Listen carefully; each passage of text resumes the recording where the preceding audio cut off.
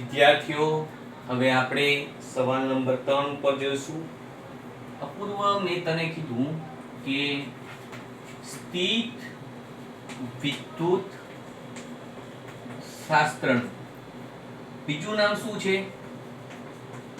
ઘર્ષણ વિદ્યુત. આ ઘર્ષણ વિદ્યુત કહેવાનું કારણ શું? કારણ કે સ્થિત વિદ્યુત શાસ્ત્ર ઉત્પન્ન થવા માટે બે અવાહક પદાર્થો જોઈએ. કેટલા જોઈએ? બે અવાહક પદાર્થો. ધ્યાન રાખજો, પદાર્થો કયા? વાહક નહીં. કયા પદાર્થો જોઈએ? બે અવાહક પદાર્થો. સ્થિત વિદ્યુત શાસ્ત્રની એટલે કે સ્થિત વિદ્યુતની ઘટના આપણને નિહાળવી હોય તો આપણને શું જોઈએ? બે અવાહક પદાર્થ. અવાહક પદાર્થ નંબર 1, અવાહક પદાર્થ નંબર 2. ક્લિયર? હવે અવાહક પદાર્થ એક હું લઈ લઉં, કાચનો સળિયો. કાચનો સળિયો કે મૂક્યો છે, બતાવું તમને. કાચનો સળિયો, આ કાચનો સળિયો છે. આ કાચનો સળિયો જોઈ લીધું. અને બીજું આ રેશમનું કાપડ. આ જે કાપડ છે કયું છે? રેશમનું કાપડ. કયું કાપડ છે? રેશમ. હવે રેશમના કાપડ દ્વારા કાચના સળિયા, રેશમનું કાપડ કાચના સળિયા ઉપર શું કરો? ઘસો. શું કરો? ઘસો. આ ઘસ્યું. ચિરાગ, આ કાપડ મેં ઘસ્યું. તો શું જોવા મળે છે? શું જોવા મળે છે? આ ઘસ્યું ને, જો ઘર્ષણનું નામ છે ઘર્ષણ વિદ્યુત. શું કર્યું? રેશમના કાપડને કાચના સળિયા સાથે મેં ઘસી કાઢ્યું. ક્લિયર થઈ ગયું? તો શું જોવા મળે છે? અત્યંત જોરદાર ઘટના. એ ઘટના કેવી છે કે કાચનો સળિયો પોઝિટિવ થઈ જાય છે અને રેશમનું કાપડ નેગેટિવ થાય છે. કાચનો સળિયો ધન બને છે અને રેશમનું કાપડ ઋણ બને છે. મતલબ કે અહીંયા ધન વિદ્યુત ભાર ઉત્પન્ન થયો અને અહીંયા ઋણ વિદ્યુત ભાર ઉત્પન્ન થયો. ખબર કેવી રીતે પડી કે આ ઋણ વિદ્યુત ભાર છે અને ધન વિદ્યુત ભાર છે? તો ધ્યાન રાખજો, મેં કીધું એ પ્રમાણે વિદ્યુત ભાર પાયાના તો ઇલેક્ટ્રોન ઉપરનો માઈનસ અને પ્રોટોન ઉપરનો પ્લસ જ છે. હવે ધ્યાન રાખજો, ધન વિદ્યુત ભાર ક્યારેય ગતિ કરતા નથી. ક્યારેય ધન વિદ્યુત ભાર ગતિ કરતા નથી. જે ગતિ કરે છે ઋણ વિદ્યુત ભાર એટલે કે આપણો ઇલેક્ટ્રોન. હવે ધ્યાન રાખજો કે રેશમના કાપડને મેં કાચના સળિયા સાથે ઘસ્યું. કાચના સળિયા સાથે ઘસું છું ત્યારે કાચના સળિયા પરથી ઇલેક્ટ્રોન દૂર થઈ ક્યાં જમા થાય છે? રેશમના કાપડ પર. અને એટલા માટે રેશમનું કાપડ શું બને છે? ઋણ બને છે, કારણ કે ઇલેક્ટ્રોન જમા થયો. હવે અહીંથી ઇલેક્ટ્રોન ગયા તો અહીંયા શું બની ગયું? ધન. શું બની ગયું? ધન. એટલે કાચના સળિયાને રેશમના કાપડ સાથે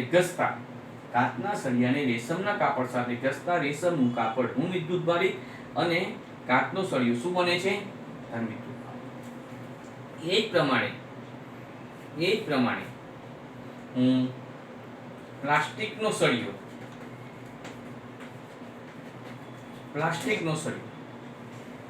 અને એટલે બે અવાહક પદાર્થ થઈ ગયા. એક અવાહક પદાર્થ નંબર કાચનો સળિયો અને બીજું લીધું મેં ફર એટલે ચામડું. ફર એટલે ઇંગ્લિશમાં ચામડાને ફર કહેવાય છે. હવે ફરની સાથે હું પ્લાસ્ટિકના સળિયાને ઘસું છું તો શું થાય કે ફરમાંથી ઇલેક્ટ્રોન આવે છે. ફરમાંથી ઇલેક્ટ્રોન ક્યાં જાય છે? પ્લાસ્ટિકના સળિયામાં. એટલે પ્લાસ્ટિકનો સળિયો શું બનશે? ધન. ફર શું બનશે? ધન. અહીંયા ધન વિદ્યુત ભાર અને ઋણ વિદ્યુત ભાર આ બંને અવાહક પદાર્થ ઉપર આપણે કેવી રીતે ઉત્પન્ન કર્યા? ઘસી. કેવી રીતે ઘસી કર્યા? બંને પદાર્થો એકબીજા પર ઘસીને ઉત્પન્ન કર્યા. અને એટલા માટે જ આપણે આને બીજું નામ શું છે સ્થિત વિદ્યુતનું? ઘર્ષણ વિદ્યુત. કમ્પ્લીટ. શું નામ છે? ઘર્ષણ વિદ્યુત. કાચના સળિયાને રેશમના કાપડ સાથે ઘસશો તો કાચના સળિયામાંથી ઋણ વિદ્યુત ભાર એટલે કે આપણા ઇલેક્ટ્રોન દૂર થઈ જશે અને ક્યાં પહોંચશે? રેશમના કાપડ પર. રેશમનું કાપડ ઋણ બનશે, આની પર ધન. પ્લાસ્ટિકના સળિયાને ફર સાથે ઘસવો. ફર એટલે ચામડું, બિલાડીના ચામડાને ફર કહેવાય છે. આમાંથી ઇલેક્ટ્રોન દૂર થાય, પ્લાસ્ટિકના સળિયામાં આવે. પ્લાસ્ટિકના સળિયો ઋણ બને છે, ફર શું બને છે? ધન. ક્લિયર? કાચનો સળિયો ધન યાદ રાખજો, એટલે પ્લાસ્ટિકનો સળિયો ઓટોમેટિક ઋણ. અને કાચના સળિયાને હંમેશા રેશમના કાપડ સાથે ઘસવાનું હોય છે. પ્લાસ્ટિકના સળિયાને ફર એટલે કે બિલાડીના ચામડા સાથે ઘસવાનું હોય છે. હવે આપણે કે આ જે ધન અને ઋણ વિદ્યુત ભાર જે ઉત્પન્ન થયું, જે ધન અને ઋણ વિદ્યુત ભાર ઉત્પન્ન થયું, ધન અને ઋણ વિદ્યુત ભાર અપૂર્વ ઉત્પન્ન થયું. એ ધન વિદ્યુત ભાર અને ઋણ વિદ્યુત ભાર, કે વિદ્યુત ભારો બે પ્રકારના છે, ધન અને ઋણ. વિદ્યુત ભારો બે પ્રકારના છે. વિદ્યુત ભારો બે પ્રકારના છે, એક ધન અને ઋણ. આ નામ કોણે આપ્યું? કે વિદ્યુત ભારો એક ધન હોય છે અને એક ઋણ હોય છે. એ નામ કોણે આપ્યું?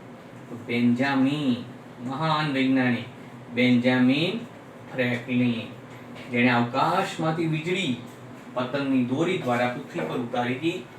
એ બેન્જામિન ફ્રેન્કલિને વિદ્યુત ભારો બે પ્રકારના હોય છે, ધન અને ઋણ, એવું નામ આપ્યું હતું. ફરીથી ઘર્ષણ વિદ્યુત, વિદ્યુત શાસ્ત્રનું બીજું નામ ઘર્ષણ વિદ્યુત કેમ છે? કે બે પદાર્થોને એકબીજા પર ઘસવામાં આવે છે. એ કાચનો સળિયો, રેશમનું કાપડ, કે પછી પ્લાસ્ટિકનો સળિયો અને આપણે ફર, બિલાડીનું ચામડું, એ બંનેને તમે ઘસો છો અને ઘસવાથી વિદ્યુત ભારો એકબીજા ઉપર જમા થતા હોય છે અને એના કારણે જ જે વિદ્યુત રચાય છે, એટલે જેનું નામ સ્થિત વિદ્યુત શાસ્ત્ર ઘર્ષણ વિદ્યુત છે. વિદ્યુત ભારો ધન અને ઋણ હોય, બે પ્રકારના હોય છે, એવું નામ, એવું કહેનાર કોણ છે? મહાન ભૌતિક વિજ્ઞાની બેન્જામિન ફ્રેન્કલિન છે. હવે આપણે આગળ જઈએ કે તમે પ્રાયોગિક રીતે કેવી રીતે દર્શાવી શકો કે વિદ્યુત ભારો બે પ્રકારના છે, એક સજાતીય અને એક વિજાતીય. અને પછી દર્શાવો કે સજાતીય વિદ્યુત ભારો વચ્ચે અપાકર્ષણ થાય અને વિજાતીય વિદ્યુત ભારો વચ્ચે આકર્ષણ, કે ઇલેક્ટ્રોન હોય તો અપાકર્ષણ થાય, ઋણ વચ્ચે અપાકર્ષણ થાય, ધન વચ્ચે અપાકર્ષણ થાય, ધન અને ઋણ વચ્ચે આકર્ષણ થાય. અને એ તમે પ્રયોગ દ્વારા બતાવો કે વિદ્યુત ભારો બે પ્રકારના છે. એવો એક પ્રયોગ છે, તો હું બે પ્રયોગ દ્વારા હું દર્શાવીશ કે વિદ્યુત ભારો બે પ્રકારના છે, જેના પ્રયોગ, જેનો ઐતિહાસિક પ્રયોગ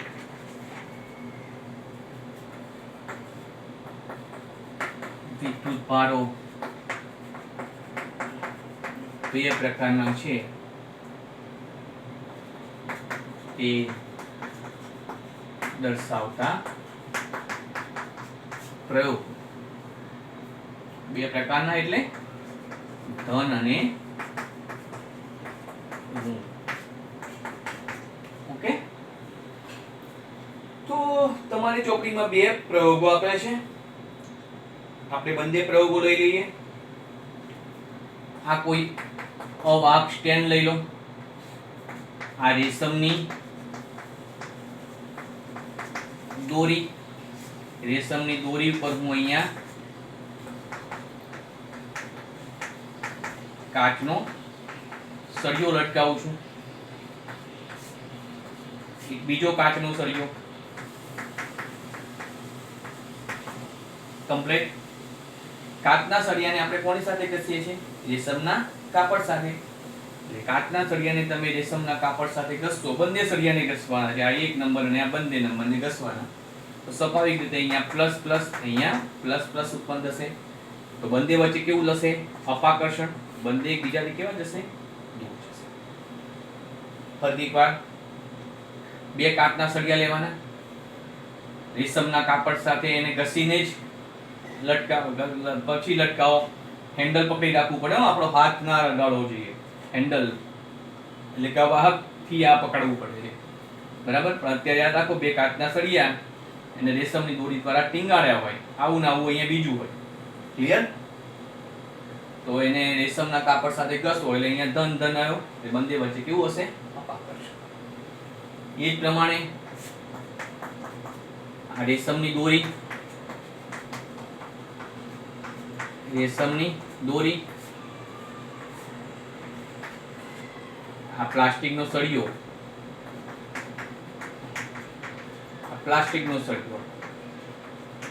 આ બીજો પ્લાસ્ટિકનો સળિયો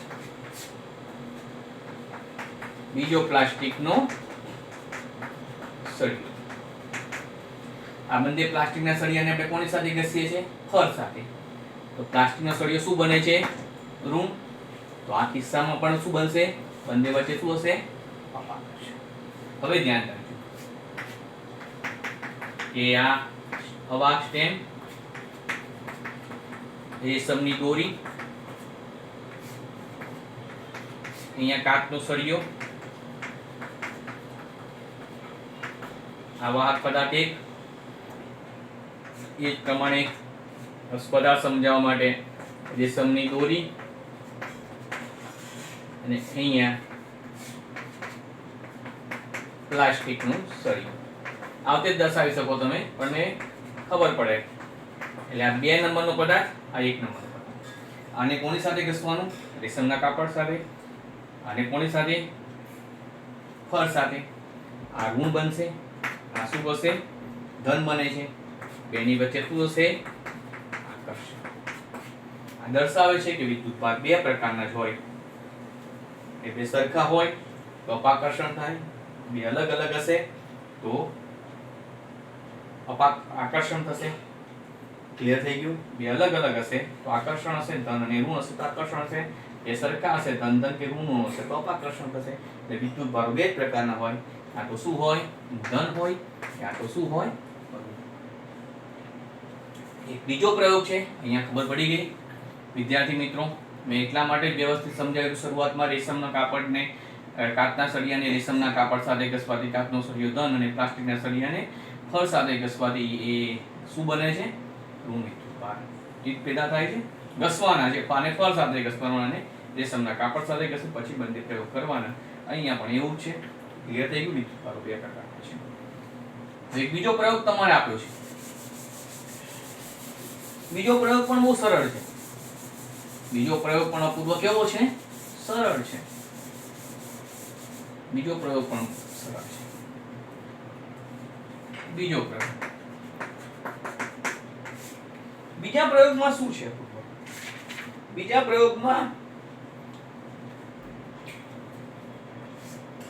પ્રયોગમાં કંઈક આ પ્રકારે છે કે બોરું શબ્દ આપ્યું છે. બોરું શબ્દથી ગભરાવાનું, એટલે બોરુંનો બોલ. બરાબર? તો બોરુંના બોલ શબ્દથી અપૂર્વ ગભરાવાનું નહીં. બરાબર? બોરુંનો બોલ એટલે પોલિસ્ટરના બોલ. પોલિસ્ટરનું કાપડ લેવાનું, એના બોલ બનાવી દો તો પોલિસ્ટરનો બોલ થાય. એવું માનીને આગળ વધો એટલે આ બોરુંનો બોલ થઈ ગયો. કમ્પ્લીટ અપૂર્વ. હવે જ્યાં બોરુંનો બોલ છે એને આપણે શું કરીશું અપૂર્વ? એ આપણે જોઈ લઈએ. તમારી ચોપડીમાં 3 અલગ અલગ, આ માનો કે બોરુંનો બોલ, આ બોરુંનો બોલ 1 નંબર, આ 2, આ બોરુંના બોલ. હવે હું ધ્યાન રાખજો કે કાચનો સળિયો લઉં છું.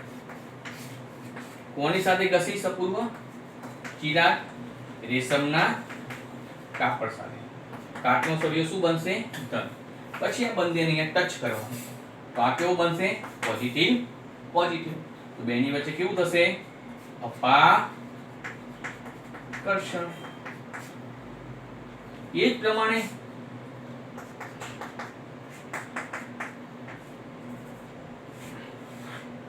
આ નાયલોનની દોરીઓ છે. આ નાયલોનની દોરીઓ અથવા રેશમની દોરી લખો તો પણ ચાલે. 1 અને 2. પ્લાસ્ટિકનો સળિયો શું લઈ લો? પ્લાસ્ટિકનો સળિયો. કોની સાથે ઘસવાનું?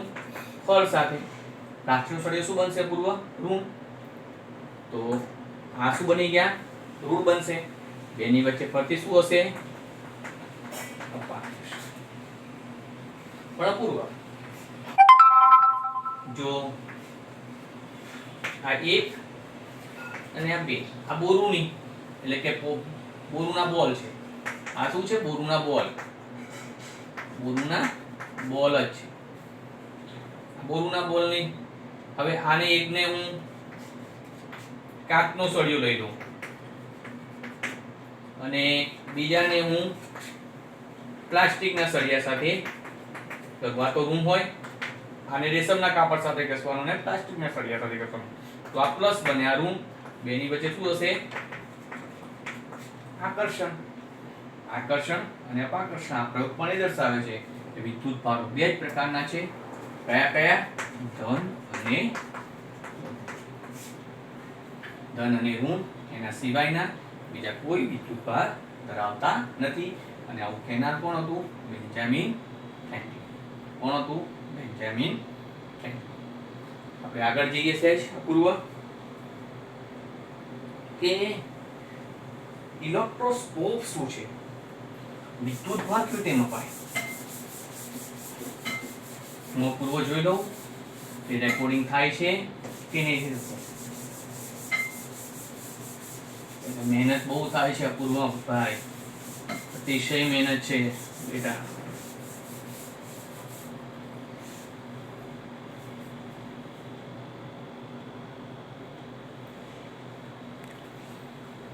પૂર્વ રેકોર્ડિંગ થઈ ગયું છે.